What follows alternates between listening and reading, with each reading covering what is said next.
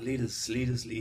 Leadership is the big topic and issue that we spend so much time in working with CEOs, executives, and senior managers. And there's a lot of stuff around leadership that's out there, and often wants to be distilled down into, well, what's the essence? What makes a really good leader? So based on all the work that we've done, the 5 qualities that emerge and that we recognize in good leaders are simply these. First of all, and this seems so obvious but so important, is that they pay attention. Good leaders pay attention to the people that they're speaking with. In meetings, they're present. We have a saying is this: make sure your head is where your feet are. Good leaders will ensure that when they pay attention, they will then do the second component, or the second quality, is that they make time. So you can pay attention and make time. Time is probably the most precious experience people have when they are having conversation with a leader. The sense that you are not being hurried, that you're not just waiting for them to just finish what they're saying so you can rip off to your next meeting. The idea of making time. Now, the interesting paradox with this is that the more time that you make, the less time that is required, because they get a sense of comfort and being heard and being listened to. The third aspect to good leadership, apart from being present and paying attention and making time, is this idea around consistency.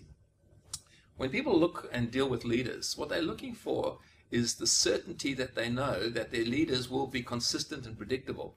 Not in the sense that they are going to always be some sort of automaton or machine, but if you have a predictability in the way that you conduct yourself. In other words, if there is a recognition that if I stuff up in my role, it's predictable that my leader will be firm with me. That's what I mean by predictable.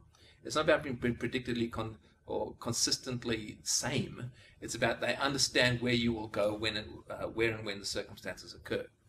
In other words, we're trying to get away from the capricious leader, the one that's so moody that every day you're not quite sure where they'll be, and everyone in the office is going, what mood are they in today, and determining how they're going to behave.